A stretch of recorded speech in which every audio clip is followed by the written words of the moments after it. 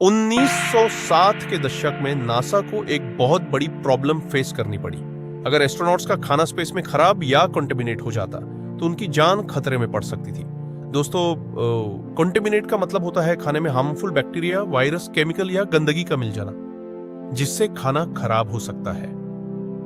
Space में normal kitchen की तरह कुकिंग करना पॉसिबल नहीं था।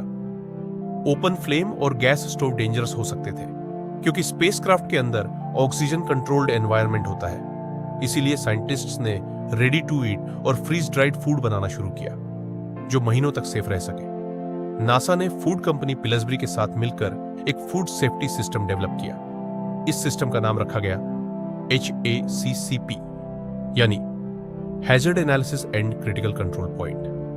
पहले फूड को सिर्फ एंड में टेस्ट किया जाता था, लेकिन HACCP में फूड बनने के हर स्टेप को मॉनिटर किया जाता है, ताकि प्रॉब्लम होने से पहले ही रोकी जा सके। बाद में फूड इंडस्ट्रीज और गवर्नमेंट्स ने भी HACCP को अडॉप्ट करना शुरू किया। धीरे धीरे रेस्टोरेंट्स, होटल्स, एयरलाइंस और फूड फैक्ट्रीज में इसे यूज किया जाने लगा।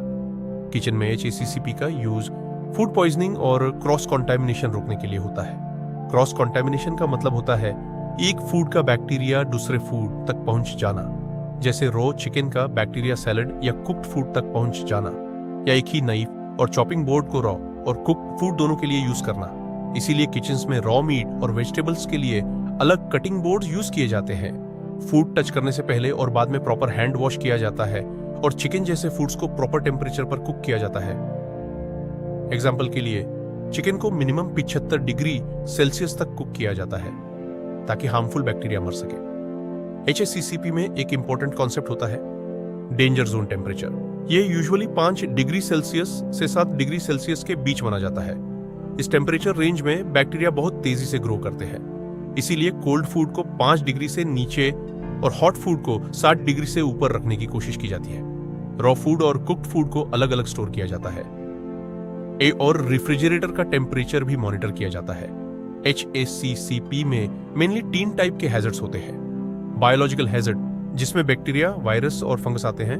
केमिकल हैजर्ड, जिसमें पेस्टिसाइड और क्लीनिंग केमिकल्स आते हैं। और फिजिकल हैजर्ड, जिसमें ग्लास, मेटल, हेयर या स्टोन जैसे पार्टिकल्स आते हैं। आज भी रेडी टू ईट और पैकेज्ड फूड्स को लंबे टाइम तक सेफ रखने के लिए कई टेक्नोलॉजीज यूज की जाती है। फूड पैकेट्स में ऑक्सीजन को कम करने के लिए मोस्टली नाइट्रोजन गैस भरी जाती है।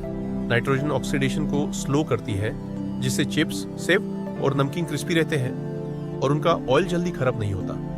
कभी कभी कार्बन डाइऑक्साइड गैस भी यूज होती है, जो बैक्टीरिया और फंगस ग्रोथ को स्लो करती है।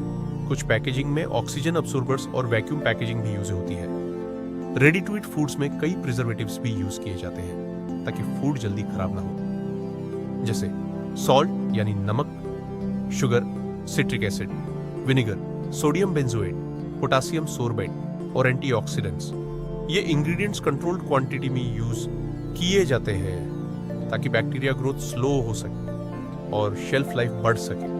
आपने नोटिस किया होगा, चिप्स या सेव के पैकेट्स हवा से भरे होते हैं, लेकिन उसके अंदर नॉर्मल हवा नहीं होती। उनमें मोस्टली नाइट्रोजन गैस होती है, जो ऑक्सीजन को कम करती है और ऑक्सीडेशन स्लो करती है।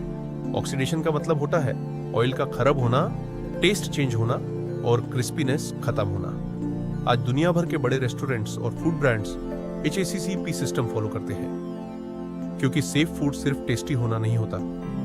सेफ फूड का मतलब होता है बैक्टीरिया कंटेमिनेशन और हिडन डेंजर्स से प्रोटेक्शन।